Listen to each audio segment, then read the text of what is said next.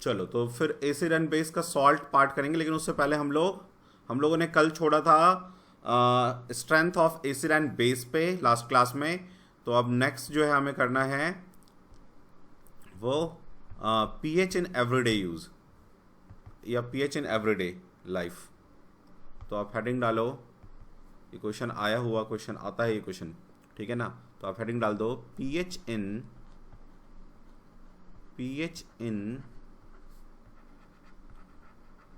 Everyday life, P H in everyday life, ठीक है। देखो इसमें सबसे फर्स्ट है plants and animal are P H sensitive. Plants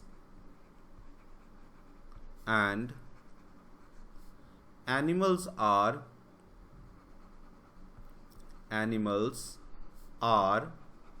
pH sensitive, P H sensitive, ठीक है। अब इसमें है क्या, देखो जैसे हमारा बॉडी है ह्यूमन बीइंग, ठीक है, तो हमारा बॉडी का जो पीएच रेंज है वो 7 to 7.8 पे वर्क करता है। हमारा जो ब्लड का पीएच है वो 7.4 है, ठीक है ना। तो ये आ जाता है कभी कभी, तो इसको लिख लेते हैं human body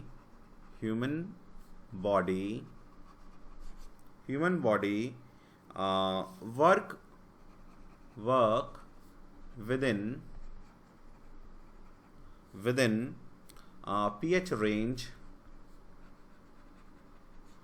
pH range of 7 to 7.8, ठीक है। इसके बाद pH of rain water, pH of rain water जो होता है वो लेस देन 5.6 हो जाता है, तो उसी को हम कहते हैं एसिडिक रेन, ठीक है ना। ये पूछ लेता है कि बताओ पीएच एसिडिक रेन का कितना होता है, तो उस टाइम हम लिखेंगे लेस देन 5.6, ठीक है।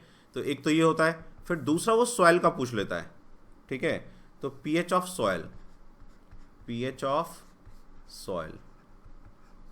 तो सॉइल का भी पीएच यदि बहुत ज़्यादा लो हो जाएगा और बहुत ज़्यादा हाई हो जाएगा तो उस केस में प्लांट के जर्मिनेशन में प्रॉब्लम आएगी, ठीक है ना। तो हम क्या लिखेंगे, प्लांट्स रिक्वायर्स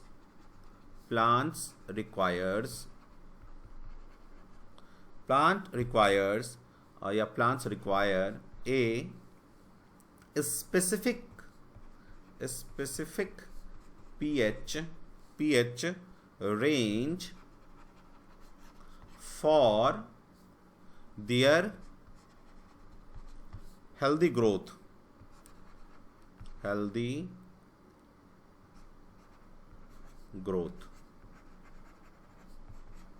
ठीक है ना। ये दोनों लिखो, फिर आगे लिखते हैं।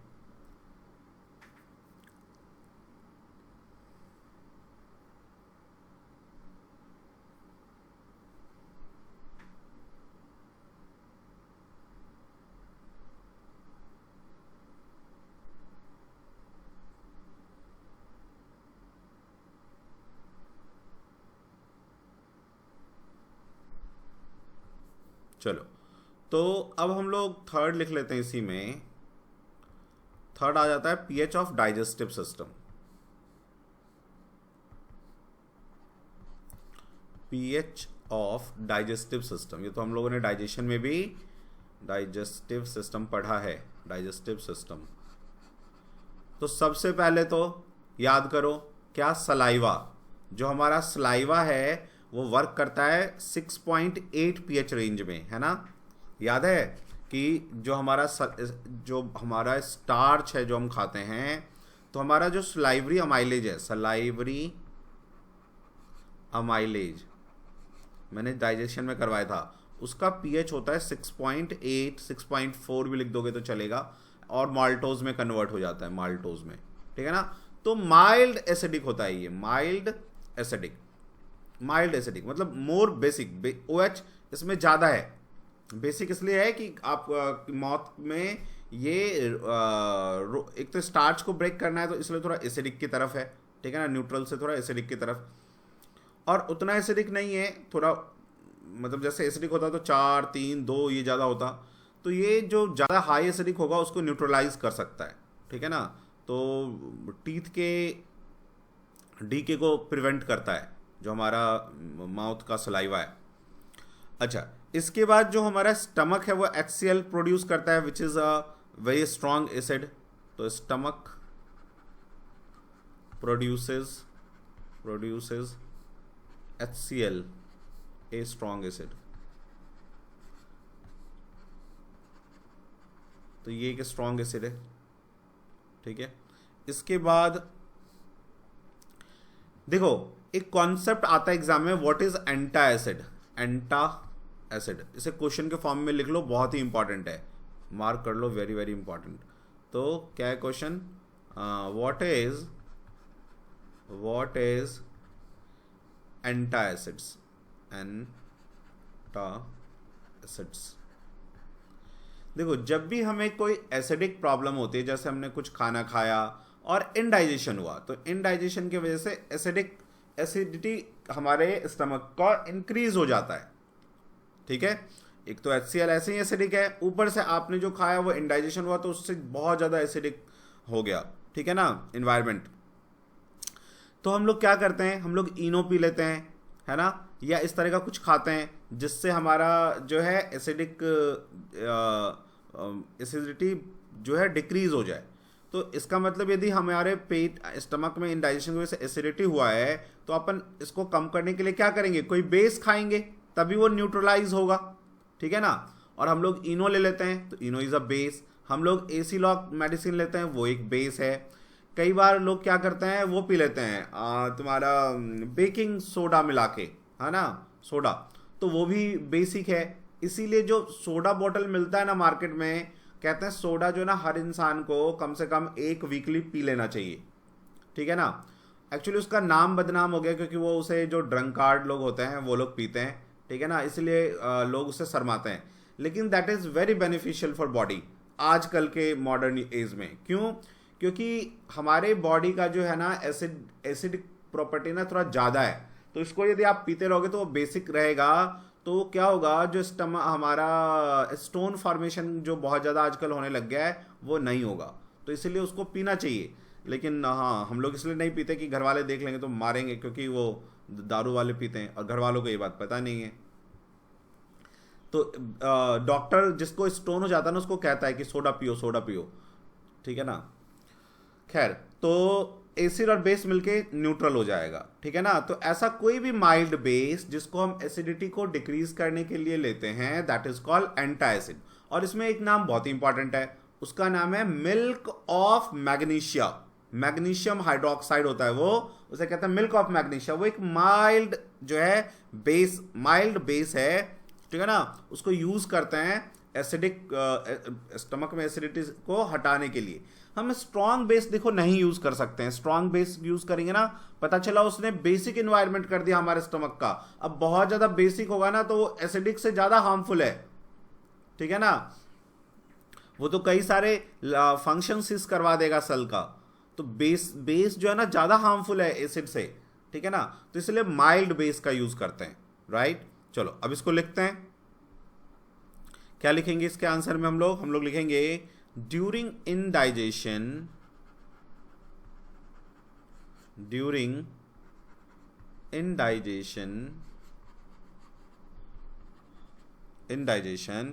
stomach produces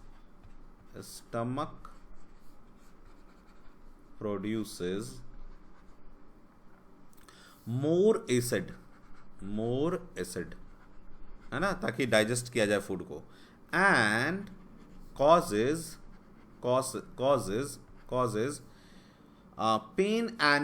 pain, ठीक है। अब क्या होगा, to get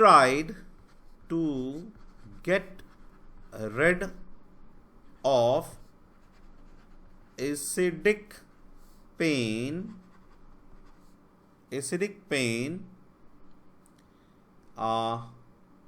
we use antacids.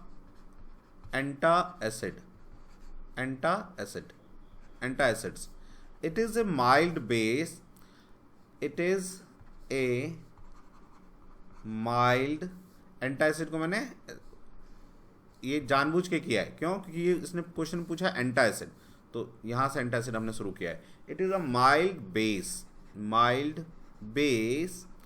Which न्यूट्रलाइजेज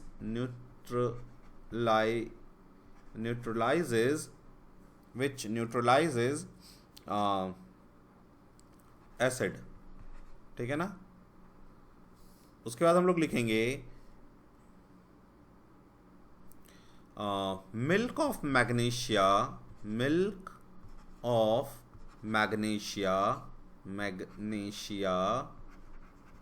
is an antacid. Milk of magnesia क्या होता है? मैग्नीशियम हाइड्रो ऑक्साइड, ठीक है ना। मिल्क ऑफ मैग्नीशिया ये इसका फॉर्मूला पूछता है ऑब्जेक्टिव में, ठीक है ना, तो वहां ये आपको काम आ जाएगा। मिल्क ऑफ मैग्नीशिया बहुत इंपॉर्टेंट है ये, ठीक है। सो एंटासिड डायरेक्ट आपको लिखना हो, इतना कुछ नहीं लिखना, तो आप लिख सकते हो कि antacids are the mild base which neutralises the acidic effect which arises due to the indigestion in a stomach, right? And milk of magnesia is an antacid, magnesium hydroxide. लिख लीजिए आप इसको।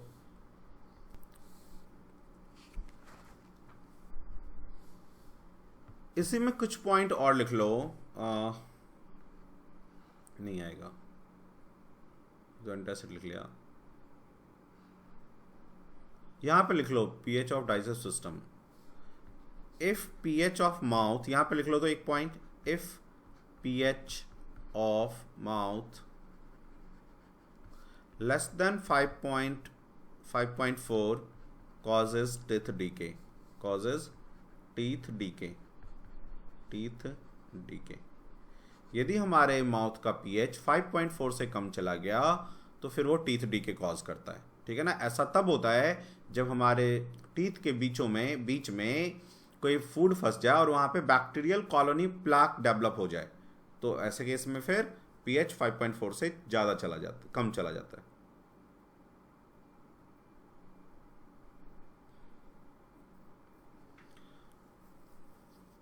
चलिए, तो ये लिख लिया, तेजस लिख लिया तुमने।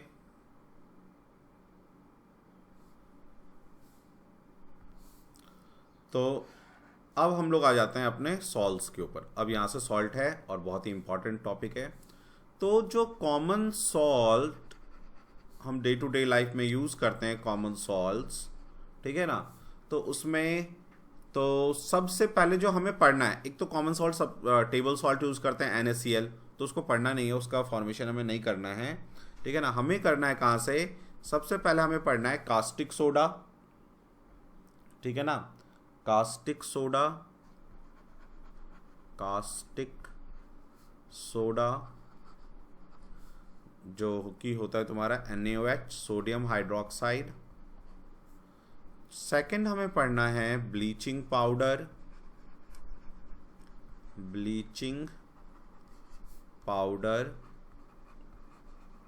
और ब्लीचिंग पाउडर होता है कैल्शियम ऑक्सीक्लोराइड। उसके बाद थर्ड आ जाओ, तो थर्ड हम लोग पढ़ेंगे baking soda and baking powder, ठीक है ना। तो बेकिंग सोडा लिखते हैं अभी हम लोग, बेकिंग पाउडर भी पढ़ेंगे इसी में। सोडियम बाई कार्बोनेट या सोडियम हाइड्रोजन कार्बोनेट भी बोलेंगे, है ना। फोर्थ बोलेंगे हम पढ़ेंगे वॉशिंग सोडा। तो वॉशिंग सोडा होता है सोडियम कार्बोनेट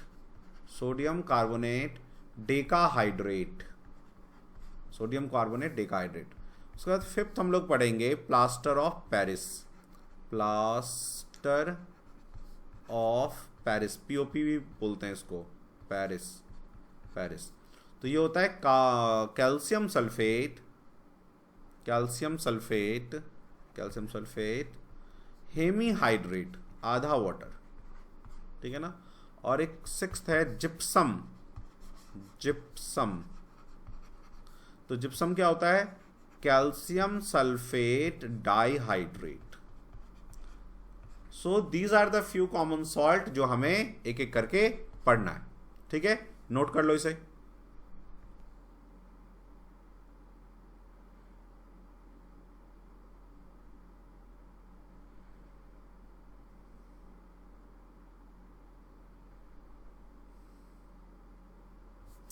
इसमें देखो ये जो तीनों है ना, जिनमें वाटर है, इसको कहते हैं वाटर ऑफ क्रिस्टलाइजेशन। ये क्रिस्टल्स हैं, ये जो है ना क्रिस्टल्स हैं, क्रिस्टल्स, इसको हम कहते हैं वाटर ऑफ क्रिस्टलाइजेशन।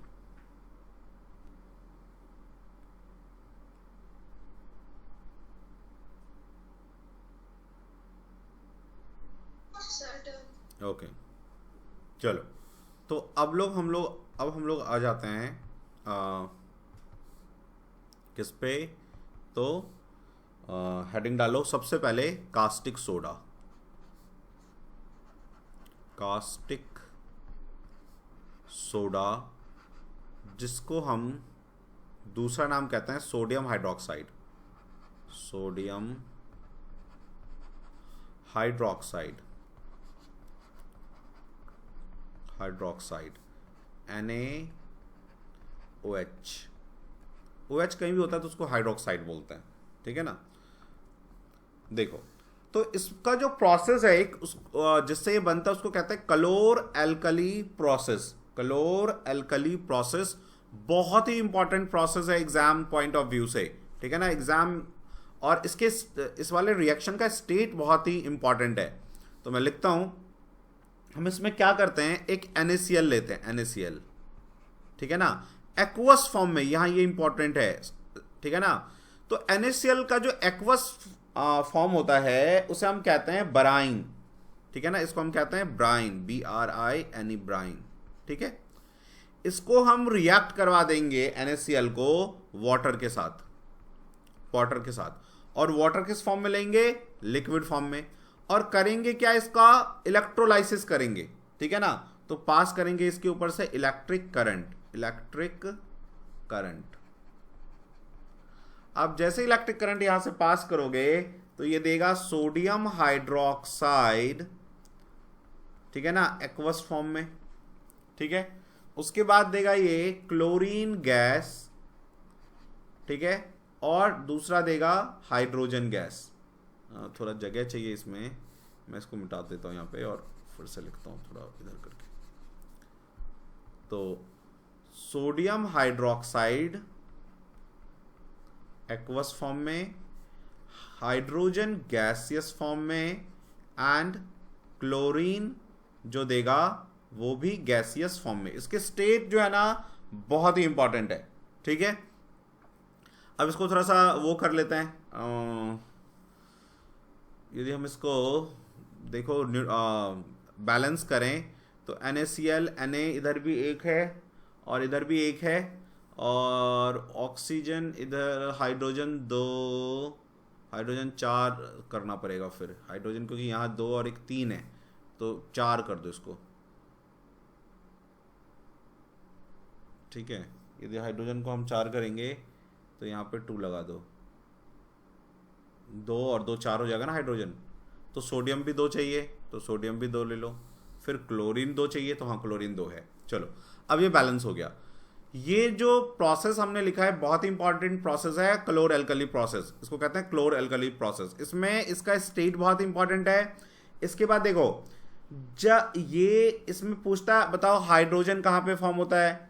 ठीक है ना, और लिक्विड कहाँ, क्या कहते हैं, क्लोरीन कहाँ पे फॉर्म होता है। तो देखो अब कैसे याद रखोगे, जब भी इलेक्ट्रोलाइसिस होता है ना तो हमारे पास दो इलेक्ट्रोड होते हैं। जो नेगेटिव इलेक्ट्रोड होता है उसको हम क्या कहते हैं, कैथोड। ध्यान रखना है इसको, कैथोड। और जो पॉजिटिव इलेक्ट्रोड होता है उसको क्या कहते हैं, एनोड। ठीक है, एनोड को हम पॉजिटिव कहते हैं। तो कैथोड पे क्या जमा होगा, जो पॉजिटिव होगा, अपोजिट चार्ज एक दूसरे के पास जाते हैं। तो इसमें से हाइड्रोजन और क्लोरीन में से हाइड्रोजन तो पॉजिटिव होता है, क्लोरीन नेगेटिव होता है। इसका मतलब हमारा हाइड्रोजन कहां पे डिपॉजिट होगा, हाइड्रोजन डिपॉजिट होगा हमारा कैथोड के पास, है ना। हाइड्रोजन कैथोड पे बनेगा, कैथोड, एट कैथोड पे हाइड्रोजन आ जाएगा। क्लोरीन नेगेटिव होता है तो पॉजिटिव के पास जाएगा, तो एनोड हमारा पॉजिटिव होता है, तो chlorine anode at anode, anode के ऊपर प्रोड्यूस होगा ये एनोड या डिपॉजिट होगा, ठीक है ना। और जो सोडियम हाइड्रोक्साइड है ये तो बेसिक है, ठीक है ना, सॉल्ट, तो ये कहां पे प्रोड्यूस होगा, मतलब नियर अबाउट एनोड, ठीक है ना। तो इसको लिखते नहीं है हम लोग, नियर एनोड के डिपॉजिट होगा, ठीक है। लेकिन मेनली वो पूछता है कैथोड पे क्या डिपॉजिट होगा और एनोड पे, तो कैथोड पे ये, एनोड पे ये, ठीक है। This process is called chlor alkali process. तो अब हम यहाँ पे नीचे इसको थोड़ा एक्सप्लेन करेंगे कलोर एल्कली प्रोसेस को। पहले आप इसका जो ये हमने लिखा है इक्वेशन, इसको लिखो।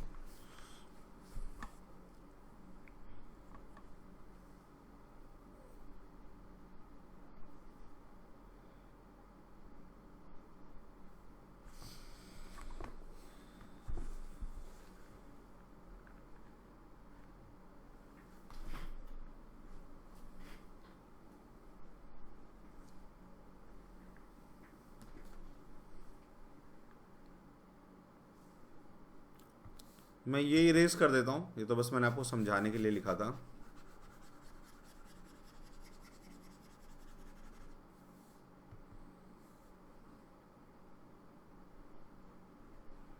ठीक है, तो कलोर एल्कली प्रोसेस में क्या हुआ कि जब हमने electricity, when we pass electric current, ठीक है, through the aqueous solution of NaCl, it decomposes, ये डिकम्पोज कर गया किस किस में, sodium hydroxide, hydrogen gas and chlorine, ठीक है। और यही सोडियम हाइड्रोक्साइड आपका कास्टिक सोडा है, कास्टिक सोडा। फिर इनका यूज पूछेगा तो वो हम लोग लिखेंगे, तो हम क्या लिखेंगे कलोर एल्कली प्रोसेस में, when electricity passes through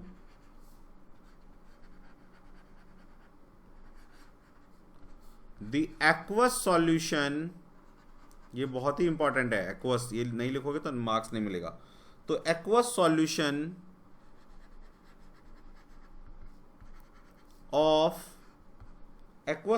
of sodium chloride,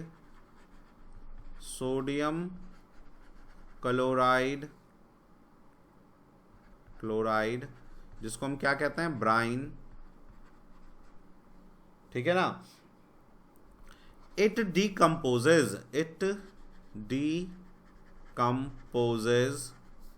and decomposes to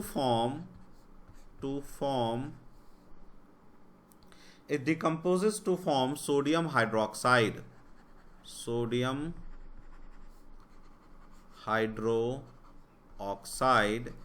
which is called caustic soda, ठीक है। at anode chlorine gas evolved, at cathode hydrogen gas evolves, sorry, ठीक है। तो कैथोड पे ही होगा और एनोड पे ही होगा, ठीक है। लिखो इसको, अब आप यहाँ पे एक पॉइंट लिख लो, ये इसको कंटिन्यू करके क्या लिखा हमने, when electricity pass through the aqueous solution of sodium chloride, brine, it decomposes to form sodium hydroxide, this process is called, ये लिख लो इसमें, this process is called chlor alkali process, ठीक है, लिख लीजिए। तो जब हम ब्राइन के ऊपर से यानी NaCl एक्वस के ऊपर से इलेक्ट्रिसिटी पास करेंगे तो वो डिकम्पोज होगा और बना देगा कास्टिक सोडा। अब इसका हमें यूज पूछ लेता है कि बताओ कास्टिक सोडा का क्या यूज है, क्लोरीन का गैस का क्या यूज है, हाइड्रोजन गैस का क्या यूज है, तो वो हम लोग लिखेंगे अब।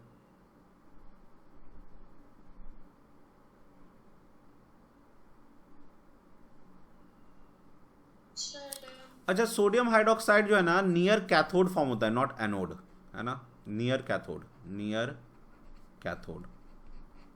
इसको थोड़ा इंप्रूव कर लो, ये नियर कैथोड लिख लो, मैंने नियर एनोड बोल दिया था, नियर कैथोड फॉर्म होता है, ठीक है ना।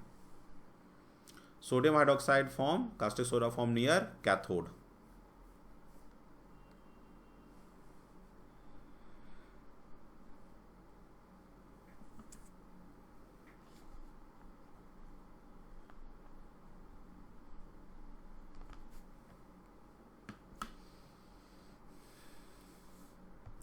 तो हम लोग इसका ना यूजेस लिख लेते हैं, दूसरे पेज पे लिखते हैं यहाँ जगह। तो हेडिंग डालो uses of caustic soda NaOH, उसका यूज क्या है। फर्स्ट पॉइंट देखो, कास्टिक सोडा जो है ना हम लोग ब्लीच के लिए यूज करते हैं, ठीक है ना, सोप बनाने के लिए यूज करते हैं, ठीक है ना, पेपर इंडस्ट्री में यूज करते हैं इसका, फाइबर्स बनाने में यूज करते हैं, पेपर इंडस्ट्री में धोने के लिए, ब्लीचिंग के लिए यूज करते हैं। तो क्या लिखेंगे हम लोग, इट इज यूज्ड इन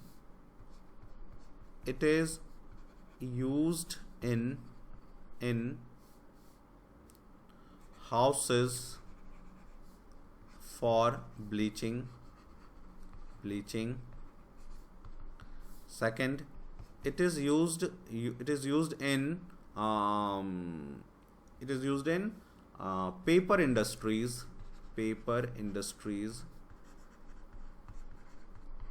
ठीक है ना। तो पेपर इंडस्ट्री में यूज कर सकते हैं इसमें। It is used in making soaps and detergents. उसके बाद और कहाँ यूज़ करते हैं इसको, it is used in degreasing metals, metal को डिग्रीज करने के लिए, ठीक है ना। सो डिग्रीजिंग मेटल्स, तो मेटल्स को ग्रीज करने के लिए वहाँ यूज़ कर लेते हैं, ठीक है। और it is used in making artificial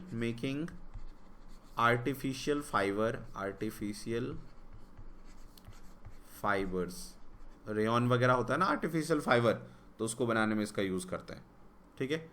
तो ये काफ़ी, इतना लिख लो आप।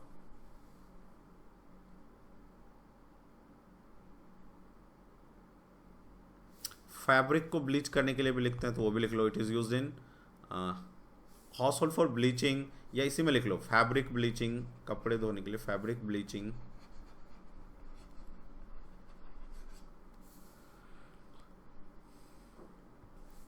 फोर्थ लिखा हुआ है डिग्रीजिंग ऑफ मेटल्स, डिग्रीजिंग ऑफ मेटल्स, ठीक है ना। मतलब डिग्रीजिंग का मतलब घिसने के लिए, आप ऐसे समझ सकते हो। चलो अब आ जाओ आप यूजेस ऑफ हाइड्रोजन गैस पे। यूसेस ऑफ H2 गैस, तो सबसे पहले तो ये फ्यूल बनाने के लिए काम आता है, जो रॉकेट वगैरह में यूज होता है, तो फ्यूल मेकिंग।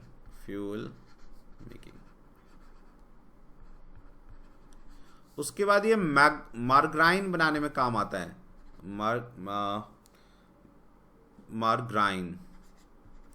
मार्गराइन जो है ना एक फैटी थिंग होता है, मतलब इसको यूज करते हैं सब्स्टिट्यूट ऑफ बटर के जैसा ही होता है, ठीक है ना। तो कुकिंग में, बेकिंग में, वहां पे इसको यूज करते हैं, ठीक है ना। मार्गराइन को बटर जैसा होता है ये भी। उसके बाद फ्यूल हो गया, मार्गराइन हो गया, अमोनिया प्रोड्यूस करने के लिए यूज करते हैं, फर्टिलाइजर्स को बनाने के लिए, ठीक है ना। अमोनिया फर्टिलाइजर मेकिंग, तो फर्टिलाइजर मेकिंग में हम लोग हाइड्रोजन गैस का यूज कर लेते हैं, और भी यूज हैं इसके। अब आ जाओ यहाँ पे मैं लिख देता हूँ क्लोरीन गैस का uses of Cl2, chlorine gas, ठीक है ना। ग्रीन कलर का होता है क्लोरीन गैस, ठीक है ना। क्लोरीन गैस का कलर कैसा होता है, ग्रीन, पूछ लेता है एग्जाम में ये, ठीक है। तो इसका यूज हो जाता है, एक तो हम लोग क्लोरीन, याद करो, वाटर ट्रीटमेंट में यूज करते हैं। क्लोरीन का एक टैबलेट 40 लीटर पानी में डाल दिया जाता है, ताकि जो बैक्टीरिया इन्फेक्शन है वो किल हो जाए। तो used in water treatment, use in water treatment, तो ये जर्म्स को किल कर देगा। दूसरा ये यूज़ होता है जैसे स्विमिंग पूल वगैरह में, तो वो भी वाटर ट्रीटमेंट ही करते हैं उसमें भी, है ना। पीवीसी बनाने के लिए, पीवीसी के जो चप्पल्स वगैरह आते हैं, पॉलीविनाइल क्लोराइड, तो पीवीसी मेकिंग में यूज़ होता है इसका, ठीक है ना।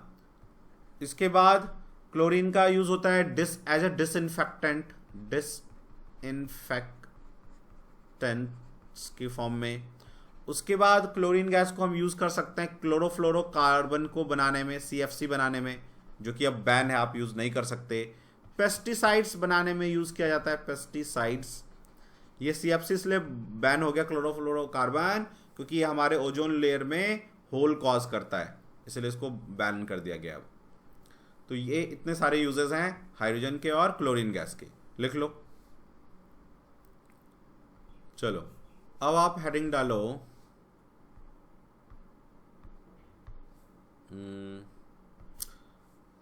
देखना। उसके बाद मैंने क्या लिखवाया था, कास्टिक सोडा के बाद ब्लीचिंग पाउडर।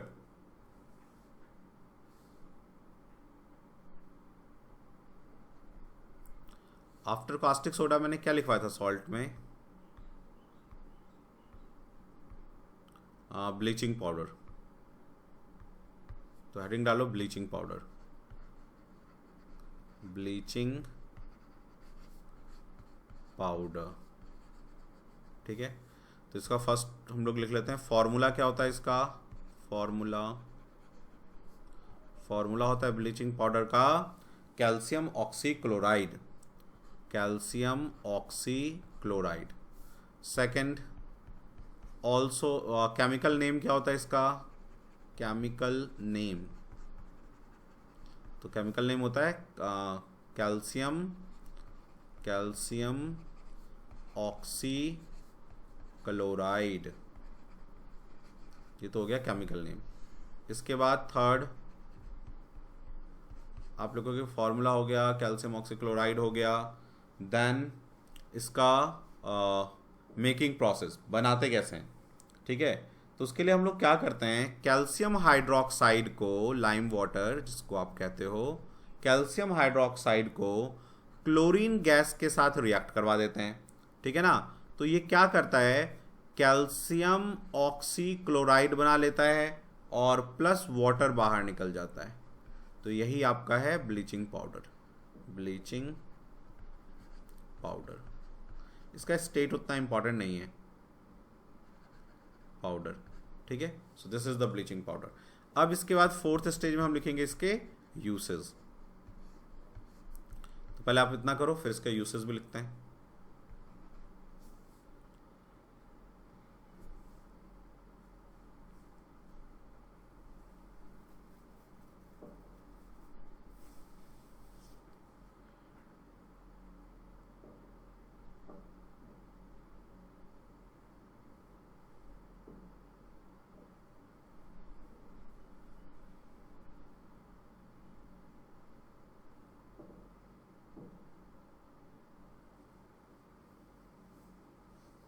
चलो, तो यूजेस में हम लिखेंगे, एक तो ये ब्लीचिंग के लिए यूज किया जाता है, तो हम लिखेंगे used in bleaching, bleaching of textile,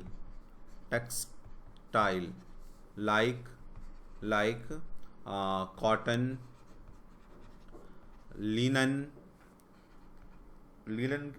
के कपड़े आते हैं जो कॉटन जैसा ही होते हैं, लेकिन थोड़े से मतलब उसमें दिखते हैं उसके फाइबर्स, लीनन, ठीक है। उसके बाद used in bleaching of wood pulp को ब्लीच करते हैं जिससे पेपर बनाया जाता है, ठीक है ना। Used in bleaching of wood pulp in paper industry,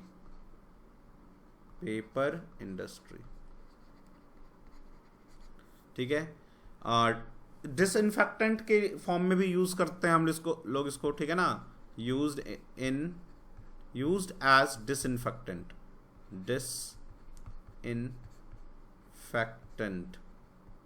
10 to kill germs, to किल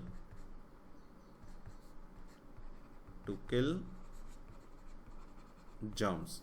और इसे ऑक्सीडाइजिंग एजेंट के फॉर्म में भी यूज करते हैं, तो लिखेंगे यूज्ड एज ऑक्सीडाइजिंग एजेंट। तो इतने सारे यूजेस हैं कैल्शियम ऑक्सीक्लोराइड ब्लीचिंग पाउडर के, लिख लो। ठीक है, तो ब्लीचिंग पाउडर के बाद हम लोग आ जाते हैं, ब्लीचिंग पाउडर के बाद क्या लिखवाया था मैंने? ब्लीचिंग पाउडर के बाद मैंने लिखा बेकिंग सोडा, हेडिंग डाल दो बेकिंग सोडा, बेकिंग सोडा। ठीक है, तो इसका फर्स्ट पॉइंट लिखो केमिकल फॉर्मूला, केमिकल फॉर्मूला। तो बेकिंग सोडा का जो केमिकल फॉर्मूला है वो है sodium hydrogen carbonate, sodium hydrogen carbonate. ठीक है, सेकंड पॉइंट, केमिकल नेम क्या है इसका? केमिकल नेम तो वो है sodium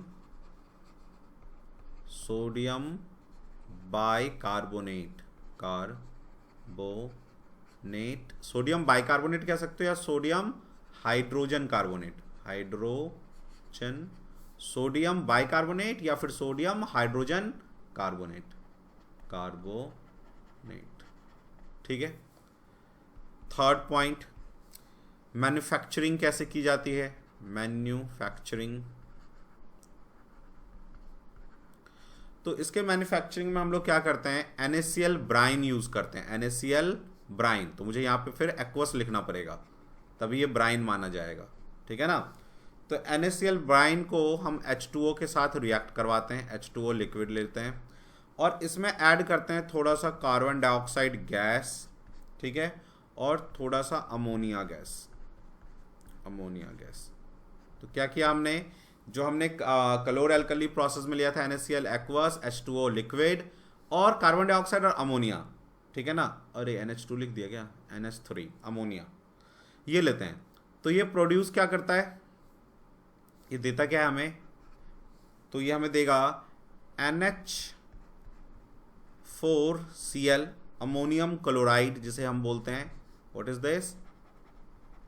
ammonium chloride, chloride, ammonium chloride है। ठीक है, प्लस ये हमें देगा सोडियम हाइड्रोजन कार्बोनेट, ठीक है ना, सॉलिड फॉर्म में। ये आ गया आपका बेकिंग सोडा, बेकिंग सोडा। और बेकिंग सोडा से फिर हम लोग बेकिंग पाउडर बनाते हैं, लेकिन पहले आप मैन्युफैक्चरिंग प्रोसेस ये है इसका, वो लिख लो। बेकिंग सोडा अलग होता है और बेकिंग पाउडर अलग होता है, ठीक है ना। So this is the manufacturing process of baking soda, लिख लो इसको। बेकिंग पाउडर आता है एग्जाम में मेनली, बेकिंग सोडा से ज़्यादा इंपॉर्टेंट बेकिंग पाउडर है, तो वो अभी हम लोग करेंगे। इसका एक कैरेक्टर हम लोग यहाँ लिख लेते हैं। जो बेकिंग सोडा होता है ना, ये बेसिक कैरेक्टर का होता है, बेसिक होता है ये, बेसिक कैरेक्टर। तो इसकी pH इसका मतलब 7 से ज़्यादा है, तभी ये बेसिक होगा। माइल्ड बेस में काम करते हैं, हम इसका यूज़ करते हैं। तो कभी किसी को एसिडिक प्रॉब्लम हो गया तो एज अ एंटा एसिड वो इसको ले सकता है, ठीक है ना। चलो, तो ये तो हो गया मैन्युफैक्चरिंग प्रोसेस। अब जब आप इसको खाना बनाने में यूज करते तो इसका फायदा क्या है? तो ड्यूरिंग कुकिंग ये करता क्या है? तो ड्यूरिंग कुकिंग देखो क्या होगा। जो आपका सोडियम हाइड्रोजन कार्बोनेट है, ठीक है ना, वो आप खाने में डालोगे, ठीक है ना, और फिर उसको हीट करोगे। थोड़ा सा खाने में डाला जाता है, यदि आपने ज़्यादा बेकिंग सोडा डाल दिया ना, यदि ज़्यादा बेकिंग सोडा आपने डाला तो ज़्यादा बेसिक हो जाएगा। ज़्यादा बेसिक हो जाएगा तो हमारे बॉडी में क्या होगा, जाने के बाद फूड पचेगा ही नहीं भाई। बेसिक में नहीं पचेगा ना फूड, उसके लिए तो HCl जरूरत होता है, वो उसको बेसिक कर देगा, न्यूट्रलाइज कर देगा, तो फूड डाइजेस्ट नहीं होगा। तो वो लूज मोशन हो जाएगा। तो आपने सुना होगा कि यार बहुत ज़्यादा सोडा दिया था, इसको मैंने खा लिया, लूज मोशन हो गया। तो यही होता है कि वो क्या करेगा, हमारे इन्वायरमेंट को डाइजेशन के टाइम में बेसिक न्यूट्रलाइज कर देगा, फिर डाइजेशन प्रॉपर नहीं होगा फूड का, तो वो फिर लूज मोशन कॉज करेगा, इनडाइजेशन कॉज करेगा। तो सोडियम हाइड्रोजन कार्बोनेट, इसको हमने क्या किया, हीट किया। इसको जैसे ही हीट करेंगे तो ये बना देगा sodium carbonate, sodium Na2CO3, sodium carbonate बना देगा, ठीक है, और वाटर देगा। और सबसे इंपॉर्टेंट है कि वो CO2 गैस निकलता है उसमें से। ये जो गैस निकलता है ना, मान लो ये कोई खाने का कुछ है, मान लो आलू है, इसमें आपने सोडियम कार्बोनेट मिला दिया। अब जब गैस निकलेगा CO2 गैस, तो इसको क्या कर देगा, वो इजिली कुक कर देगा, है ना, इसको इसमें से ऐसे निकलेगा तो इसको कुक कर देगा। तो खाने में CO2 गैस, ये जो सोडियम हाइड्रोजन कार्बोनेट यूज करते हैं हम, बेकिंग सोडा मेनली इस पर्पस के लिए यूज करते हैं कि ये जो CO2 गैस निकलेगा वो क्या करेगा, खाने को इजिली कुक कर देगा। ब्रेड बनाने में काम करते हैं, इसको यूज करते हैं, क्योंकि ब्रेड को ये गैस ही क्या करेगा, फ्लफी बना देगा, ठीक है ना। उसके बाद फ्लफी बना देगा, उसके बाद ये हम लोग जो केक बनाने में यूज करते हैं इसको, तो उसको भी ये क्या करेगा, फ्लफी कर देगा, है ना, स्पॉन्जी कर देगा। ये इसी CO2 गैस की वजह से होता है ऐसा, ठीक है। लिखो इस रिएक्शन को।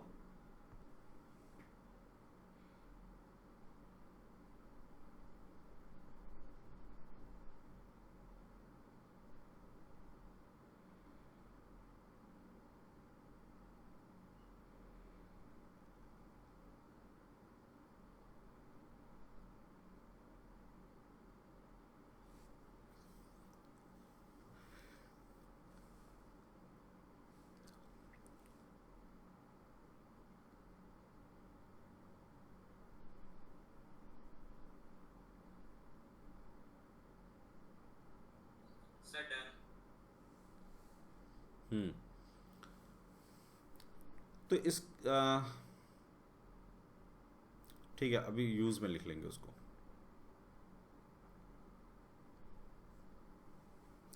तो एग्जाम में यदि आ जाए ना कि हाउ सोडियम कार्बोनेट, ये baking soda help in cooking, तो आप ये वाला रिएक्शन जरूर लिखोगे। पहले ये रिएक्शन लिखोगे और फिर लिखोगे क्या, मैं यहीं पे लिख देता हूं। अब क्या लिखोगे कि how it help in cooking, तो पहले रिएक्शन और फिर लिखोगे carbon dioxide gas produced during cooking, during heating of sodium bicarbonate cooks the food easily, उसके सीजनिंग के लिए काम आता है, पकाने के लिए, ठीक है ना, easily। CO2 gas evolved causes bread and क्या था, केक्स evolved, make cause नहीं, make लिखो, makes bread and cakes fluffy, या इसी को हम कहते हैं क्या, स्पॉन्जी बना देगा। इसी के लिए इसको यूज करते हैं, एक तो खाना जल्दी बन जाए या स्पॉन्जी बना दे, तो इसके लिए हम लोग यूज करते हैं इसको कुकिंग में। लिख लो, मैं एक बार फिर से बोलता हूँ क्या लिखा मैंने यहाँ पे। Carbon dioxide gas produce during heating of NaHCO3 कुक्स the food easily. CO2 gas evolved makes bread and cakes fluffy spongy, ठीक है ना।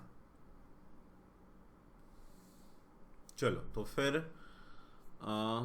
अब हम लोग आ जाते हैं इसके अनदर यूज़ पे। देखो, एक यूज़ तो हमने इसका ये लिखा कि खाना बनाने में हमें ये इजीली कुक करता है, ठीक है ना, इस ब्रेड बनाने में काम आता है, केक बनाने में काम आता है, ठीक है ना। अब नेक्स्ट यूजेस लिखते हैं हम इसके, ठीक है ना। तो it is used in making baking powder, baking powder बनाने में काम आता है, ठीक है ना। कैसे? तो हम क्या करते हैं, सोडियम हाइड्रोजन कार्बोनेट, इसका जो टेस्ट होता है ना एक्चुअली बिटर होता है। कैसा टेस्ट होता है इसका? Test bitter. तो इसके टेस्ट को थोड़ा सा इंप्रूव करने के लिए हम लोग क्या करते हैं, ये क्या है, सोडियम हाइड्रोजन कार्बोनेट क्या है, ये बेकिंग सोडा, बेकिंग सोडा। तो ये टेस्ट को थोड़ा सा क्या होता है, बिटर कर देता है। तो इसलिए हम क्या करते हैं, इसके ऊपर से एक माइल्ड एसिड को रिएक्ट करवाते हैं, माइल्ड एसिड। अब वो माइल्ड एसिड H+ यूज कर लो, टार्ट्रिक एसिड यूज कर लो आप। माइल्ड एसिड एक होता है टार्ट्रिक एसिड, ऑक्जेलिक एसिड, कोई भी माइल्ड एसिड यूज कर लो, tartaric acid, oxalic acid, acetic acid, कुछ भी माइल्ड मतलब हल्का एसिड, ठीक है ना। तो क्या होगा, ये हमें बना के दे देगा, इसमें से निकलेगा क्या, CO2 निकल जाएगा, वाटर निकल जाएगा, ठीक है ना। और हमें ये देगा एक sodium salt of acid, sodium salt of acid, ठीक है ना। इसी को हम कहते हैं बेकिंग पाउडर, बेकिंग पाउडर, तो इसको हम कहते हैं बेकिंग पाउडर।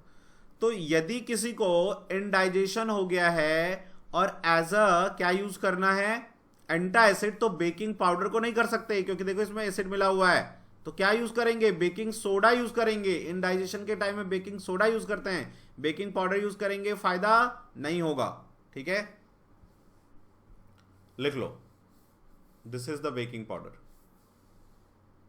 तो it is use in making baking powder, है ना। तो बेकिंग पाउडर का क्या होता है, टेस्ट लेस बिटर, कम बिटर होता है, अच्छा लगता है थोड़ा, या माइल्ड स्वीट होता है, माइल्ड स्वीट कह सकते हो आप। टेस्ट को इंप्रूव कर देता है, आप ये भी लिख सकते हो। बिटर, इसका बहुत ज़्यादा बिटर टेस्ट होता है, उसको इंप्रूव कर देगा, इसीलिए हम लोग बेकिंग पाउडर को यूज़ करते हैं। टार्टरिक एसिड ढंग से लिख लो, टार्टरिक एसिड। जो नहीं है, इसको आप दूसरा एसिड भी यूज़ कर सकते हो, जैसे मैंने कहा ऑक्जेलिक एसिड, एसिटिक एसिड, ऐसा कोई भी जो भी हम लोग इडाइबल एसिड है ना, जैसे ऑक्जेलिक एसिड टमाटर में होता है ना, ऑक्जेलिक एसिड,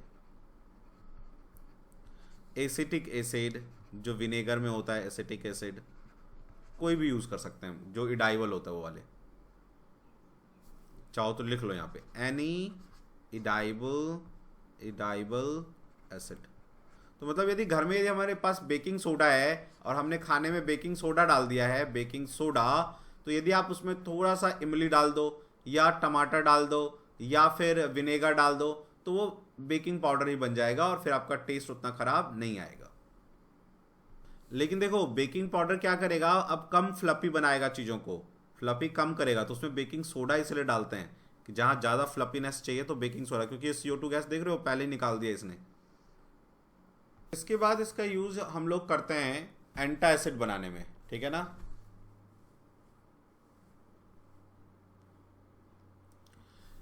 देखो बेकिंग सोडा, बेकिंग पाउडर कुछ भी यूज कर सकते हैं। हमें पाउडर, ये केक बनाना हो या कुछ बनाना हो, केक बनाने में, सॉरी मैंने बोल दिया कि इसको यूज करते हैं, सोडियम बेकिंग सोडा को नहीं।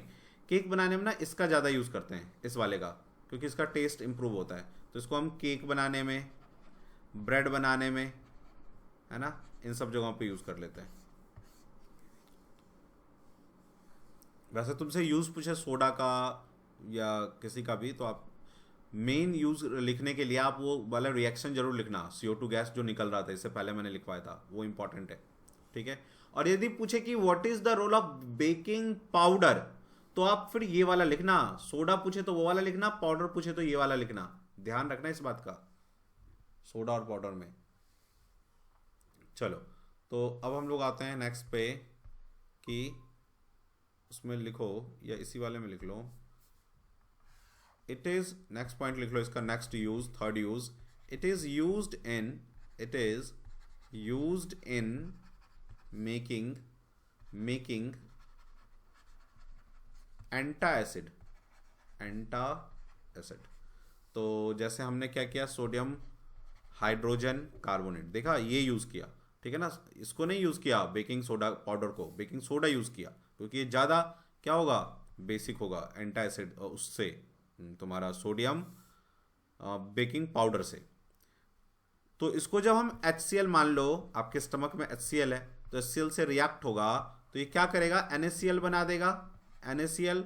दूसरा क्या बना देगा, वाटर, ठीक है, और CO2 गैस, ठीक है ना, CO2 गैस। तो इतना ये कर देगा। तो अब यहां तुम देखो ये एसिड है, इसका मतलब ये क्या हो रहा है, ये बेस है, ठीक है ना, तभी ये सॉल्ट बना, ठीक है। तो it is used in making antacid. यदि आपसे ये पूछ ले क्वेश्चन में कि how you will prove that baking soda is a या baking powder is a base, तो आप ये रिएक्शन लिख सकते हो, क्योंकि देखो यदि ये एसिड है तो बेस है, तभी जबकि ये सॉल्ट, तभी जाके ये सॉल्ट बना, है ना। तो ये भी प्रूव कर रहा है यहां से कि baking soda is a base, और एंटा एसिड में इसलिए इसका यूज कर लिया। लिख लो इसको, एक पॉइंट और लिख लो इसका यूज में, इसके यूज में वो है, इट इज यूज्ड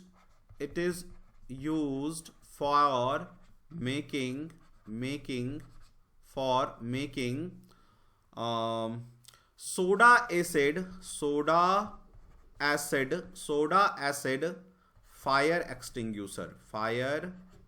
एक्सटिंग्यूशर, आग बुझाने के काम आता है, एक्सटिंग्यूशर,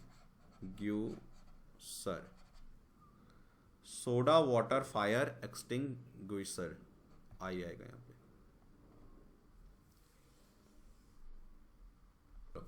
अब आप लिखो, मैं तुम्हारा वेट कर रहा था, बताओ।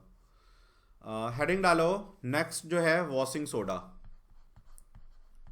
वॉशिंग सोडा, ठीक है। तो फर्स्ट लिखो केमिकल फॉर्मूला। तो केमिकल फॉर्मूला इसका होता है sodium carbonate Na2CO3 Deka hydrate, ठीक है, Na2CO3 10 वाटर डेका हाइड्रेट। इसका मीनिंग क्या है, ये क्रिस्टल है, डॉट वाटर है, इसका मतलब ये क्रिस्टल है। Second, chemical name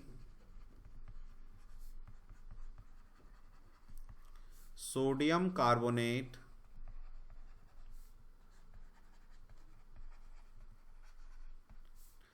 Deka means 10 Deka hydrate, ठीक है। थर्ड, पीएच कैसा है इसका, बेसिक, तो ये बेसिक है ना, बेसिक सॉल्ट है ये, बेसिक सॉल्ट, वॉशिंग सोडा भी, और काफ़ी ज़्यादा बेसिक है ना। कई लोग क्या करते हैं, इसको गलत यूज़ करते हैं, सोडा जो है ना, ये यदि इसको बहुत ज़्यादा वॉशिंग सोडा वगैरह किसी ने पी लिया तो उसकी डेथ हो सकती है। Fourth, so it's very harmful. अब इसका हम लोग लिखेंगे मैन्युफैक्चरिंग कैसे होता है। तो मैन्युफैक्चरिंग क्या करेंगे, सोडियम कार्बोनेट Na2CO3 को लेंगे। सोडियम कार्बोनेट कैसे मिलता है हम लोगों को, तो अभी अभी हम लोगों ने देखो वो किया था, सोडियम बाइकार्बोनेट को जब हमने हीट किया था तो सोडियम कार्बोनेट मिला था, ठीक है। जब हम लोगों ने हीट किया था सोडियम कार्बोनेट को, यहाँ देखो सोडियम बाइकार्बोनेट को हीट किया था तो ये सोडियम कार्बोनेट मिला था, ठीक है। तो यहां से मिल जाता है, और इसको रिएक्ट करवा देते हैं 10 वाटर से,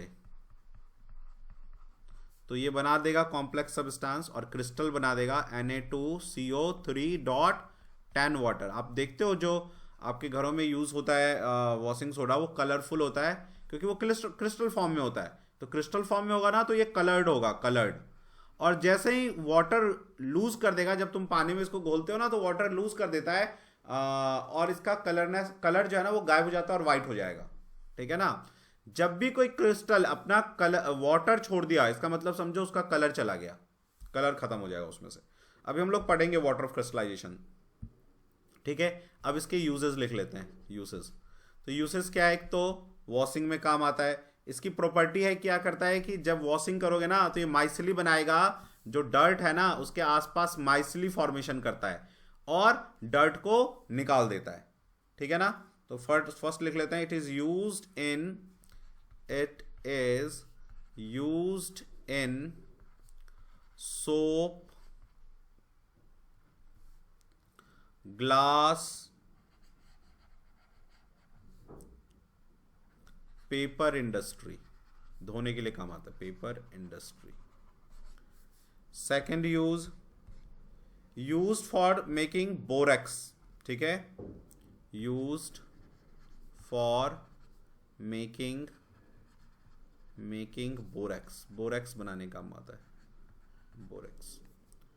थर्ड पॉइंट,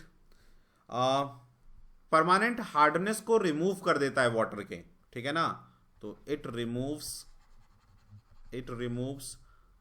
परमानेंट हार्डनेस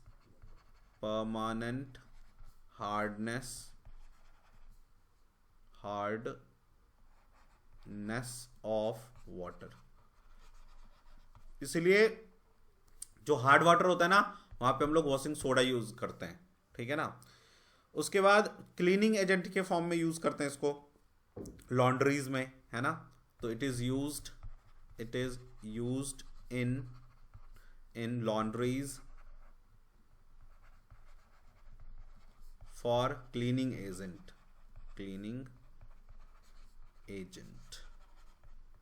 ठीक है, नोट कर लीजिए। इसको ग्लास लिखो, GLASS ग्लास।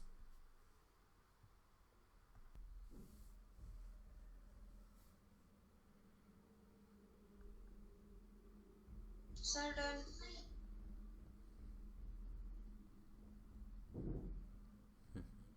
ओके,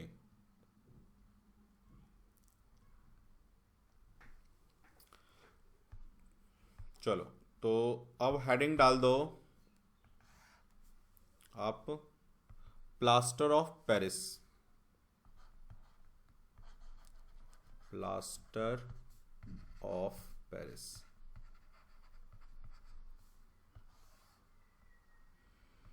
ठीक है। तो सबसे पहले इसमें नाम लिखते हैं हम लोग इसका, केमिकल फॉर्मूला,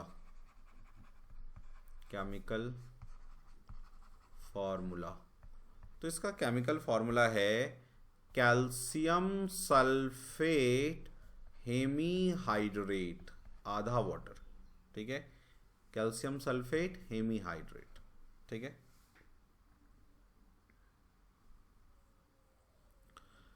दूसरा पॉइंट, इसका नाम, केमिकल नेम, तो केमिकल नेम क्या है, कैल्शियम सल्फेट हेमीहाइड्रेट,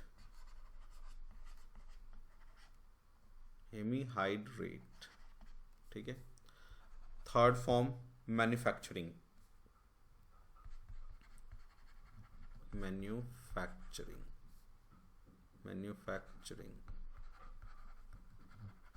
देखो तो होता क्या है कि हम लोग लेते हैं इसके मैन्युफैक्चरिंग में calcium sulphate dot to water, इसको हम लोग कहते हैं जिप्सम,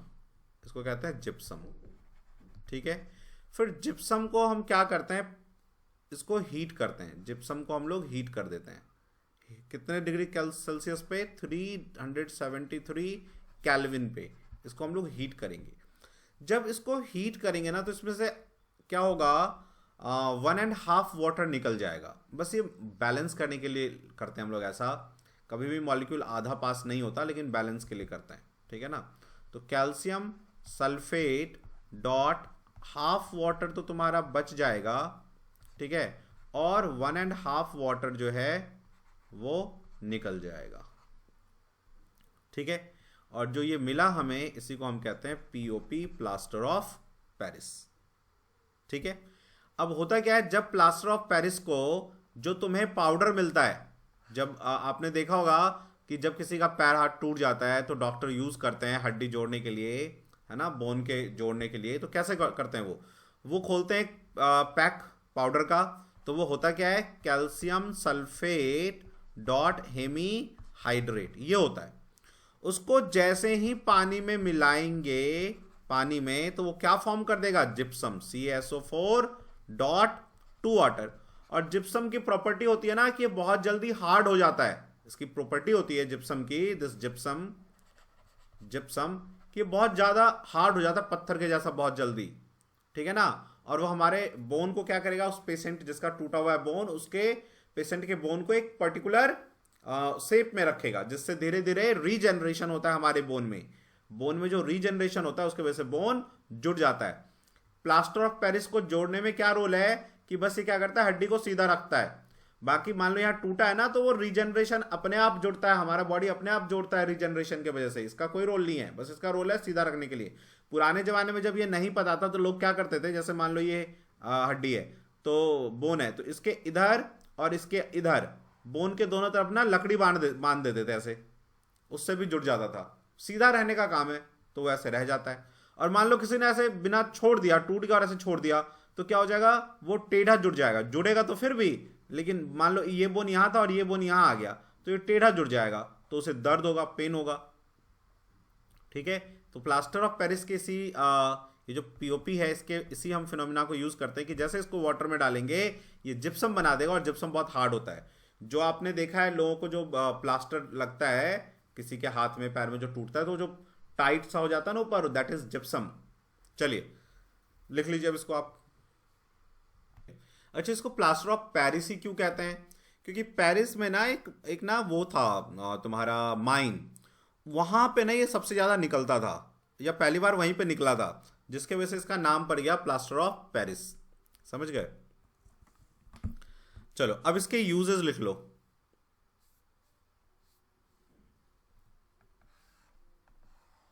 यूसेस, तो यूसेस में फर्स्ट लिखो, doctors use it,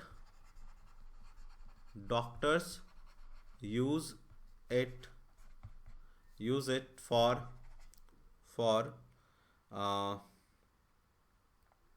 for joining the fractured bones।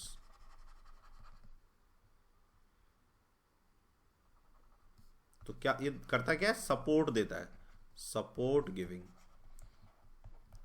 देता है ये। Second, POP used for making toys बनाने में काम आता है।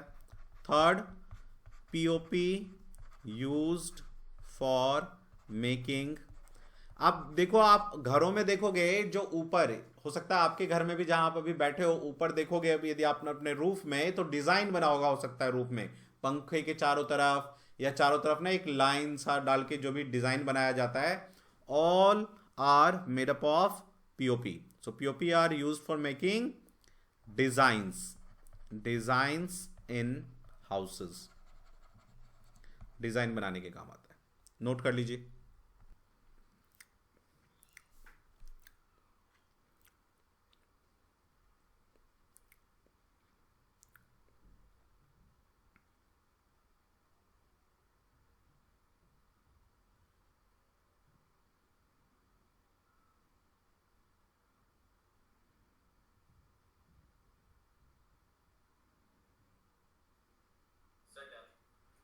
ठीक है,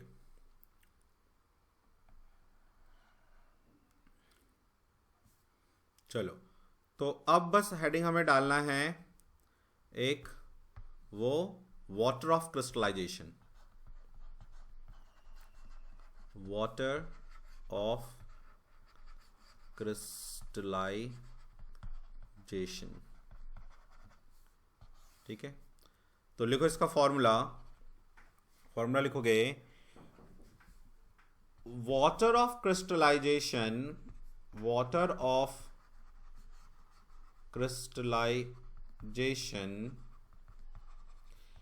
is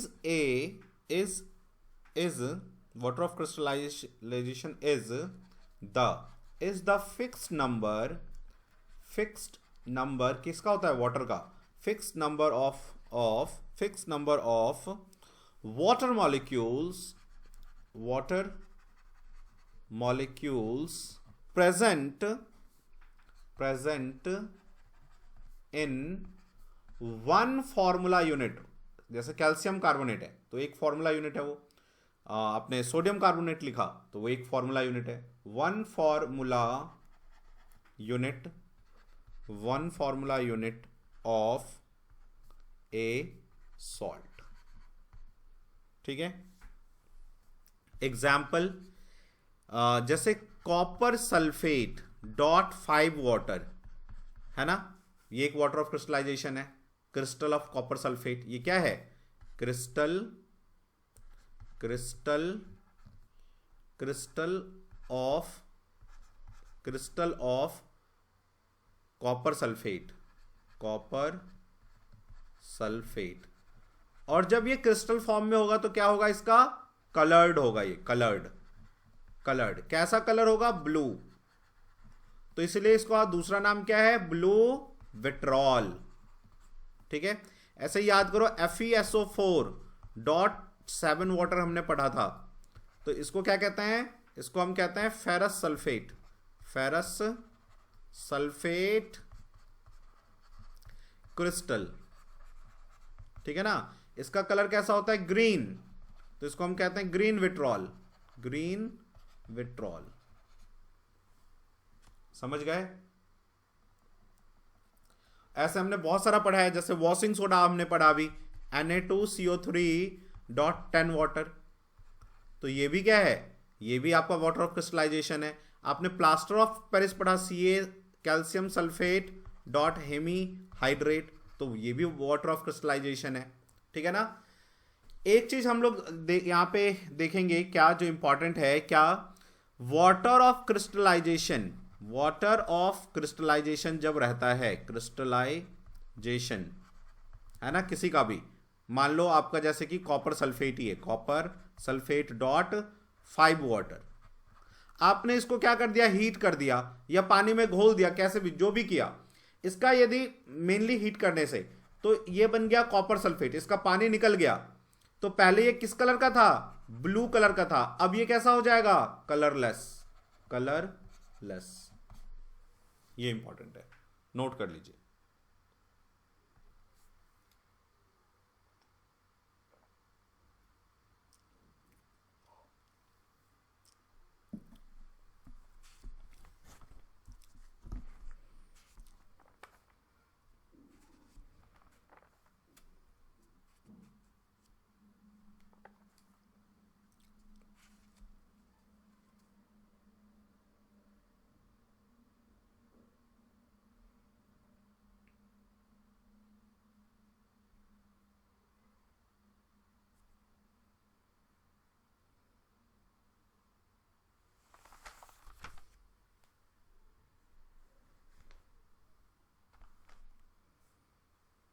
सर नीचे स्क्रॉल कर दीजिए.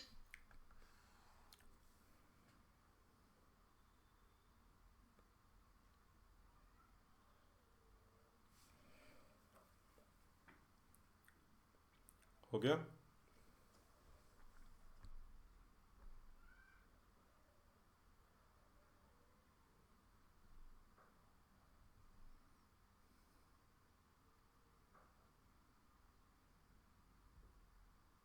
Sir done. ठीक है, 1 मिनट और रुक जाओ. थोड़ा हम लोग 3 पॉइंट है वो लिख लेते हैं. pH of salt. First point लिख लो, जब हम strong acid plus strong base मिलाएंगे, स्ट्रॉन्ग बेस, तो जो सॉल्ट बनेगा वो कैसा बनेगा, न्यूट्रल सॉल्ट. इसका एग्जाम्पल पूछ लेता है एग्जाम में, तो इसका pH कैसा होगा, इक्वल टू 7 होगा. एग्जाम्पल है तुम्हारा NaCl. ठीक है. सेकंड लिख लो आप, सॉल्ट ऑफ स्ट्रॉन्ग एसिड है ना, स्ट्रॉन्ग एसिड प्लस अब बेस जो हो गया ना वो वीक वीक बेस हो गया, वीक बेस। तो जो ये बनाएगा कैसा बनाएगा, acidic salt, acidic salt, acidic salt. तो उसका पीएच क्या होगा, लेस देन 7। एग्जाम्पल इसका पूछा हुआ एसिडिक सॉल्ट का, तो अमोनियम क्लोराइड लिख लो, अमोनियम क्लोराइड, ये आया हुआ एग्जाम्पल में, एग्जाम में। थर्ड, स्ट्रॉन्ग बेस, अब बेस को स्ट्रॉन्ग कर दो, स्ट्रॉन्ग बेस, और एसिड को वीक कर दो, वीक एसिड, वीक एसिड। तो ये क्या बनाएगा, बेसिक सॉल्ट। जो स्ट्रॉन्ग होगा उसी का सॉल्ट बनेगा, बेसिक सॉल्ट, ठीक है ना। तो इसका पीएच क्या होगा, ग्रेटर देन 7। एग्जाम्पल लिख लो इसका, जैसे कि CH3COONA, ठीक है, इथाइल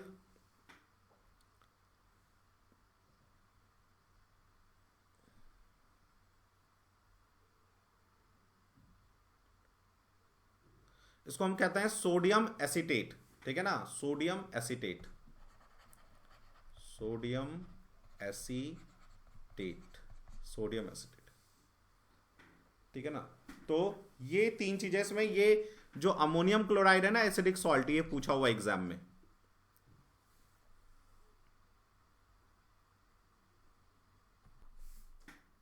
तो ये एसिड और बेसिक, हमने एसिड एंड बेस कर लिया। चैप्टर नंबर 2 आपका खत्म हो गया। 3 क्लासेस हैं इसकी, है ना, क्लास 1, क्लास 2, क्लास 3। अब इसके बाद हम लोग स्टार्ट करेंगे metal and non metal, metals and non metals. देखो, आपके स्कूल में हो सकता है कभी एक टीचर, एक कोई बायो करवा रहा हो, एक फिजिक्स करवा रहा हो, एक केमिस्ट्री करवा रहे हो। तो स्कूल का ना अपना स्कूल की तरह आप मैनेज करो, ठीक है ना, क्योंकि स्कूल वालों के पास 20 मार्क्स हैं, बोर्ड में 80 मार्क्स है।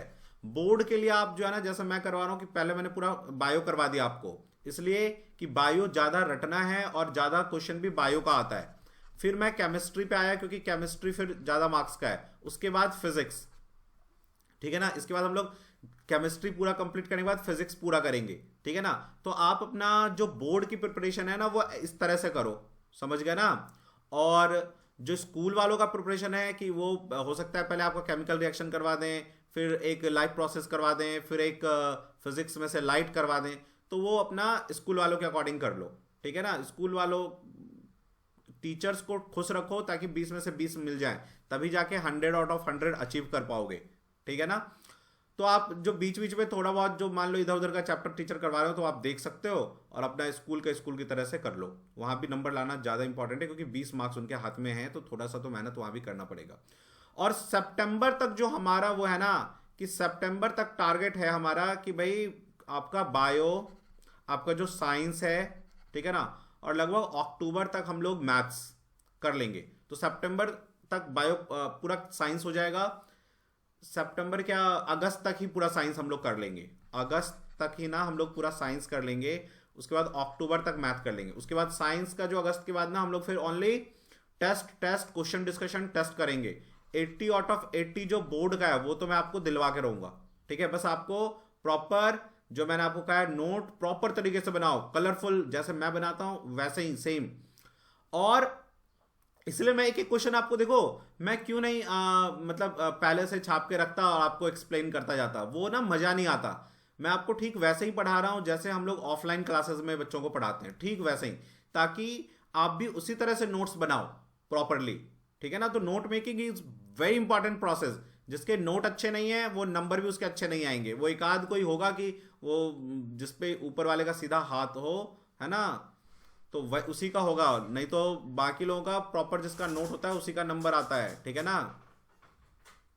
एक ना बहुत अच्छा ना हमारे फिजिक्स वाले टीचर एक शेर मारा करते थे। वो कहते थे कि वो कहा करते थे हम लोगों पे कि या तो दीवाना हंसेगा या जिसे तू तौफीक दे।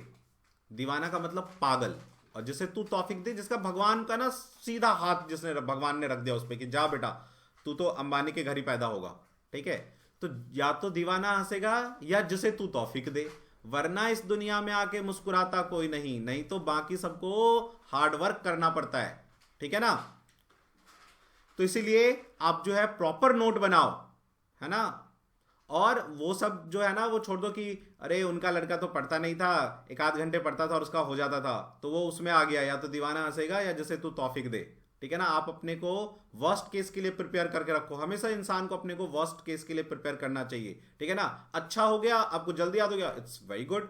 ठीक है ना, आपका रटा हुआ एग्जाम में आ गया, दैट इज मोर गुड।